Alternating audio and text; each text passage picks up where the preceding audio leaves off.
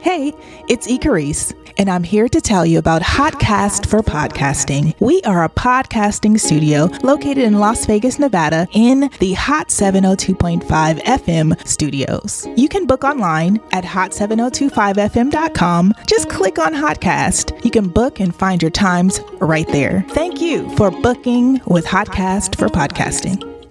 BizQuik podcast hits on the struggles and advantages of being an entrepreneur. It's for anyone who's made the commitment to burn the boats and not look back. Are you a busy entrepreneur or small business owner trying to do it all?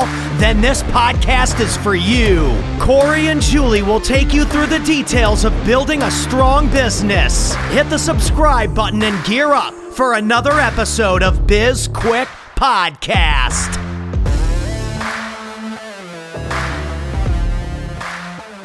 Welcome to BizQuik. Welcome to BizQuik. This is the Vegas series. We have Josh Mejia. Correct. Got it. Mejia. Yes. You got Yep, it. Nice job. You got it. Nice job. Mark, could you say that name? No. I couldn't. Of the Sublimation House? Correct. I'm trying to read it off your shirt. Yep, the All Sublimation right, there you House. Yeah, and so you do T-shirts, design work, all that So fun we stuff. manufacture apparel and accessories. So we're a little bit different than the norm, where most people are decorators, where they'll buy blanks and screen print on them or DTG on. The majority of what we do is actually making the garments. So we make everything from scratch. We cut and sew the fabric and print the fabric, which is the dye sublimation part of the process. Okay, yeah, I read that on your site, and I was like, that can't be right. You're making T-shirts. Yes. Wow. So why did you opt to go that route? Because you wanted higher quality product or supply chain issues? Yeah, so it's a funny story how we started is we actually have a brand ourselves called Penelope Wildberry. We've been around since 2008. My mother-in-law, Stacy, started the brand, and it's evolved over the years, but what it's been for the last 6 years is children's clothing, pajamas primarily, robes, lounge pants, lounge shorts, etc. And like most brands out there and most other businesses out there in this space, we had a huge issue with supplier reliability, quality control. I mean, just all kinds of nightmares that everybody that comes to Sublimation House now, we hear it and we understand it because we went through it ourselves. And so when I took over in 2018, we started developing our in-house manufacturing to avoid all the supply chain issues, the quality control, because of our brand. We care about our brand. We want to make sure what we're putting out there is high quality stuff, and we weren't getting that from the manufacturers and dealers we were working with. So we started bringing everything in-house, and as we brought everything in-house, we got all this equipment, and it was being underutilized. So we were like, well, shit, we're making our stuff. Why shouldn't we make other people's stuff? So that's where the Sublimation House was born, and we started developing that so that we now manufacture for other brands and businesses, and that's what puts us on edge is because we are a brand ourselves. We understand what their problems are, what they're going through, the issues that have arisen and do arise with dealing with third parties, and so we're able to communicate on an effective level and take care of them, and that's why every customer comes back. It's crazy to think that you were, I don't want to use the word lucky, right? At all. No, I don't, because entrepreneurs work really, really fucking hard. But there was a little luck involved in the fact that you were so far in front of you solved for a problem on distribution and supply chain 2 years before it became a nightmare for almost any type of business that relies on supply chain, right? So the fact there were so many people in 2020 who, and still to this day in 2021, it's worse now, can't get the supplies they need because of issues. And so I know that when we reached out to you a couple of weeks ago and asked you about the possibility of doing some tank tops, right, for one of our clients who you're already working with, Mike Hoyer from Caveman Weights, and you're getting him some T-shirts, and you were like, yeah, well, we can make tank tops. And Correct. I was like, make them, Yeah. make them, right? So there wasn't an issue, right? It's like, yeah, we can do that if you need it. And that's such a badass solution. Really is. You know what? And that's the way that a lot of things in the entrepreneurial world happen. It's just well, I'm solving for a problem. Exactly. If I can't get it, let me figure it out. Yeah. And that's been my whole life. I've been an entrepreneur my entire life, literally since I was a kid. I was selling my lunches for $1 and keeping the money. Yeah, my mom was like, "Why are you so hungry every time you come home?" She found a stack of ones in my backpack. She's like, "Where's all this?" I'm like, "I'm selling my lunches." And she's like, "That's why you're eating all this food the second you get home?" I'm like, "Yeah, that's why." And even into my adulthood, the only reason I've had a couple W-2 jobs was to support the business. And then the second I got my legs back under me, I was out of there and back full-fledged. Thankfully, I've been blessed enough with the hard ethic and work that I make it work. I make it work. So that's every time a problem comes up, I just figure it out. Yeah. I know, too, that I love that with your brand, you're committed to really, really good customer service and good communication. And I have found, well, Corey and I have found through, since we founded SB Pace, sometimes working with creatives, and I'm just going to say it, it's a pain in the ass because y'all don't know how to keep a schedule and y'all forget about dates. And it just, I swear, we're like, can we get somebody who delivers high quality and does it when they say they're going to do it? And it's really hard to find that. But because I called on you because we had a client who needed some shirts and stickers, and he had not really gotten a response from the last person he was working with. Ghosted him. Yeah. So I was like, "Listen, Josh, I will connect you, but if you let me down on this customer, I will find you." Yeah. I can't have two references to this customer go bad, and you handled it like it was just taken care of, right? And you were and you committed to me. You told me, "I promise you, I will not let you down." And that's what we do, and that's what we do. And it's funny that you touch on that because the beautiful thing about what we do is that we do exactly what we say we're going to do. And not that we're perfect, because we make mistakes, and a perfect example is we made a mistake with Mike, and I thought we sent him the proof for the sticker, and we didn't, and no problem, okay, I'll remake them. That's not an issue. So our word is our bond, and that's why when I commit to something and we commit to something, we make sure it happens one way or the other, and we don't overcommit because of that. So there's plenty of times we're not afraid to say no. We just had a guy hit us up for 1,000 t-shirts he needed next day, and we're just so backed up, there's no way we could make it happen. And so I told him no. He's like, "Man, I'll pay double." I'm like, "It's not the money.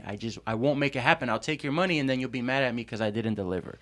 So, and that's a problem that just not my industry faces, but my industry faces it a lot more than the average industry. But every industry faces is just that communication where it's like, don't overbite what you can't handle. And if you do, just make sure you make it right. Just communicate that with the customer. And instead what they do is they ghost. They'll just they stop answering, they won't reply, and it's like, dude, just tell me you can't do it. It's fine.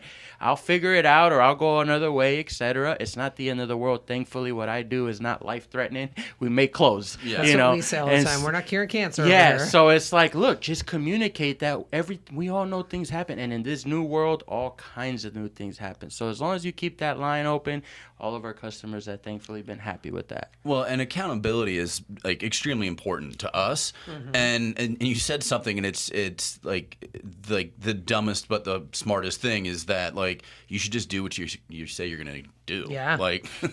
And it's crazy that so many people don't do that. I mean, we drug Mark. We didn't drug Mark. He got drugged. We did not drug Mark. He got drugged. We dragged him here, though, because we said that we were going to have him on the podcast, and he's here. Hey, Mark. Hi. Do you have any questions for Josh? I don't right now. No. Mark is on the struggle bus, but he's going to get there. But I want to go back to something that you said, too, in that last comment, Josh, was that somebody called you and wanted 1,000 shirts next day, and you said no. They offered to pay double. You still said no. Do you know how many people would have said yes to that and basically fucked every customer they had, and including the one that needed the 1,000 shirts? You wouldn't believe it. I actually have negative reviews from a few customers that are mad that I didn't take their money. No, I'm dead serious. I have a few of them that are mad at us because we didn't take their money. And I'm like, lady, I'm telling you I can't do what you're asking me for, and then I tell you the truth, and you're still mad? Like, come on, guys. So that's why I'm like, pick your heart. It's literally, what I do it this way, they're still mad. I do it the other way, they're still mad, but at least I can sleep at night. Mm-hmm.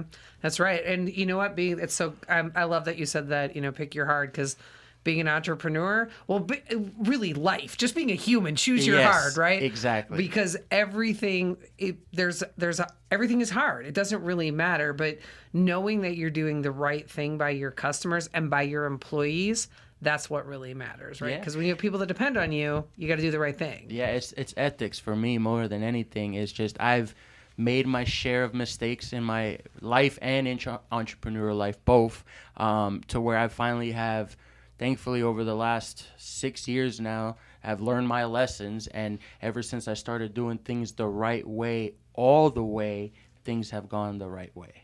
Nice. So now, are you born and raised in Vegas? No. I was born in New York. I actually have lived just about anywhere. I went to 3 different middle schools in 3 different states. That's how much I've moved. But I was primarily raised in L.A., in San Pedro, California. And that's where I kind of grew up, not in the best places of the world and whatnot, but certainly not the worst. And my entrepreneur career started in North Carolina. And the reason that came about is in California, which I call it a blessing. I know people think it's crazy, but I was in a really bad motorcycle accident. I got hit by 2 cars. I've had 14 reconstructive surgeries. I spent 4 months in the ICU, 9 months in a bed, 6 months in a wheelchair. I shouldn't have been here actually multiple times, but that was the most recent one, was my motorcycle accident. And I had to go move in with my parents, and I had to relearn everything from walking, using the bathroom. I couldn't shower for over a year because we just couldn't get me into the tub. I couldn't. There was no way. I'm missing half of this backside of my leg here. And so that was kind of God's wake-up call in my eyes, is the way I view it. Like, look, you're going down the bad path. I have bigger plans for you. You're destined for more. So listen to me. And so I kind of started listening. And I've been a mechanic by trade, is what my trade is. I've been a mechanic since I was 14 years old. I love working on cars. I love cars, motorcycles, cars, anything that has an engine, really, because I actually worked on the railroad, and that's how I started my first business. I worked for a year and a half straight, 20 hours a day, overnight on the railroad, and during the day at a shop, saved up $60,000 cash to buy into the first shop that I got. And I rented one space out of another shop. And in 9 months, I went from that one space to 6 bays and 4 technicians working under me. And just like I said, just doing that hard work. And that was the start of my official entrepreneur career. And since then, I had a medical manufacturing company where we did orthopedic braces. I had a vape company, distribution company, a marketing agency, which I kind of co-opted with Sublimation House and kind of merged it. And now we do all the print and promotional items just straight through Sublimation House. And that's kind of my entrepreneur career in a short, brief minute. Dang. Yeah, and I mean it's a great story, because I mean that's what separates us from most people, is that like you get in an accident like that, and most people just like feel sorry for themselves. Oh, I haven't showered in a year. I'm sure you probably. Oh yeah, I definitely went through a dark age during that time, for sure. It took me, because I actually live with pain. Since my accident, I'm in pain 24/7. So I actually smoke a shit ton of pot because of that. Mark, that's what it's like helps your me. hips, right? It's like your bad hips. Yeah, I do have bad hips. Yeah. And so I did go through that dark era, and it was hard, but I've always been the positive guy for my head. I always look at the good, even in the bad. I try to just figure it out. It's like kind of what I do. It's just, look, I don't want to be here forever. I don't want to be in this situation forever. I just have to figure it out. And so it's just a matter of, it's not easy by no means, but for myself, I just push myself to just snap out of it and keep going. Yeah. You just got to push forward and, figure out ways to keep moving, even in spite of, like, really, that's just for entrepreneurs, right? Yeah. Whatever the hardships or struggles are, you just have to keep moving forward and figuring you it can't out. stop. Yeah. That's the issue. You can't. It's quicksand. You stop, you're done. I spent a lot of time as a kid worrying about And quicksand. that's not a thing you really need to worry about. It's not, but I did. Didn't you? I mean, did y'all? Yeah, with all the Indiana Jones and Yeah, stuff. Yeah, Oh, for sure. Heck yeah. I thought quicksand was going to be a real problem in my life. 100%. I'm with that 100%. it's I not. thought too. I've never experienced it yet. No. I don't know what I would do if I did. Probably die. No. No, No. you got to keep moving. Yeah. I also spent a lot of time worrying about the Bermuda Triangle. That was a thing in the 90s. Yeah. That was yeah. a thing. I mean, with Manifest, that new movie, that new show that's out now, it might be a new thing. Oh, I didn't know You there's heard a it? There's this. You haven't heard of the Manifest show? It's on Netflix. It's like this whole new thing where the airplane disappeared for 5 years, but they only thought they were in flight for 2 hours. Ooh, that's Yeah. some time travel stuff. Yeah. I'll have to get pen and paper for that one. But it sounds so. You're definitely a hustler. Yes. What's next on the horizon for you? It's not next. It's what I'm currently doing. My goal is to become the largest American manufacturer of accessories and apparel. That's so where I'm in my space I'm in. This is where I am for the long haul. I do have other ventures that I definitely want to tap into as once I solidify where I'm at now, because like I said, I am from the car world, and my team that we have now, we're all, believe it or not, from the car world. It's funny. My little brother, he's my videographer. He does all my videos. Anything video you see on our social media, on our YouTube, is my brother. My boy Crook, he's our photographer and marketing director. And then we got my best friend DC, which is a huge proponent of everything that we do and how we're able to just work all together. And me, I'm a mechanic. My brother was a parts manager. Crook is a sales guy / photographer / flipper. And DC was a finance manager at a big Chevy dealer for 20 years.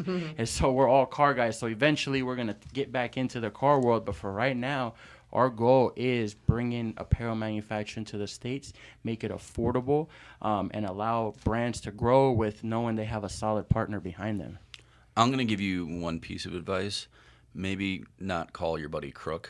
That's his last name. Oh, it is? Yeah. Wow. That's his last name. I was like, I don't know if I want to go into business with a guy named That's Crook. why we love it. Yep, that's his last name, and we get the And he same was the thing. finance guy? He's our marketing guy. Oh. He's our marketing guy. Yeah. No, that's why we love it. Yeah. No, his last name is Crook. His name is Jimmy Crook. Nice. God, that's a good name. That's a great name. Well, let's just call him Jimmy then. Yeah. But we call him Crook.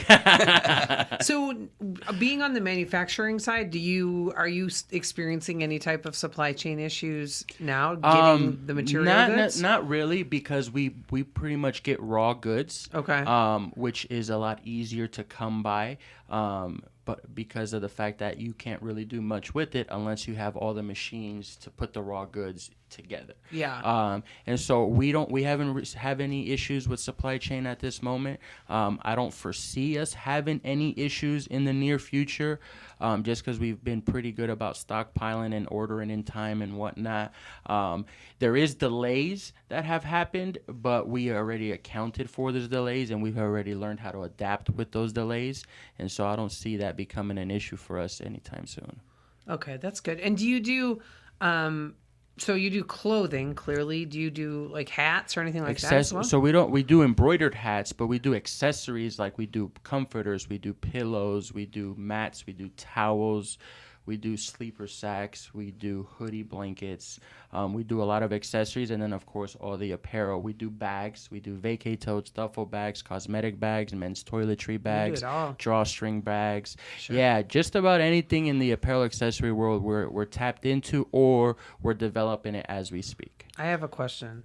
What's a sleeper sack? So a sleeper sack is actually something my mother-in-law invented, because our brand, we do a lot of sleepaway camp business. And so a sleeper sack is a piece of our proprietary micro fleece that is sewn on 3 sides, and it's kind of like you step into it and then you just wrap yourself in it. Ah, so it's like a sleeping bag. Correct. Kind of, Kind yeah. of, yeah. Yeah. Yep, Huh. yep. Ah, that's kind of cool. Yeah, definitely. Yeah. Yeah. So to make all of these different types of things, is there different machines, or can you do everything pretty much with just Yeah, no. Well, there's different machines for every process of every garment. We'll stick it to a basics like a T-shirt. So to sew our T-shirt, we use 4 machines. And the reason why we use 4 machines, whereas most other people in the U.S. only use 3 machines, is because we do what every big manufacturer does: is we add the neck tape behind the T-shirt, which is something that not a lot of people here do, because it is a specialized machine that only puts that tape on, and it's ridiculously expensive just to do that one part of the garment, and it doesn't do anything else besides that, which sucks. But again, it's part of that quality that we offer, because like I said, we're all about quality. We're not about quantity, we're about quality more than anything. And so there'll be, the first step is overlock, which it'll sew the sides of the shirts and the seams. It uses a lot of people call it the serger machine. Some people know it by the serger machine. Its official name is the overlock, and that's what constructs the sides of the T-shirts and the stitches that you see on the top and the sleeves. And then you have cover stitch, which is the one that is on the edge of the sleeves and the bottom of the shirt, and this is what finishes the shirt to make it look nice. And then we use the single needle for the collar to seat it down so that it's not flappy. I had no idea that there was that much that went into T-shirts. I didn't either. Yeah. Dang. Oh yeah, it's a whole process. Yeah. Yeah, so I guess the cheap T-shirts, you get like the droopy necks in and whatnot. That's a combination of the construction and the fabric. So it is a combination of both. Interesting. We have to wrap this up, though. Nope. So Yeah. can you tell all of our listeners how they can reach out? Yeah, get in most touch, et cetera? definitely, most definitely. Our best place to find us and reach out to us is on Instagram at the Sublimation House. You could also visit us on our website, www.thesublimationhouse.com.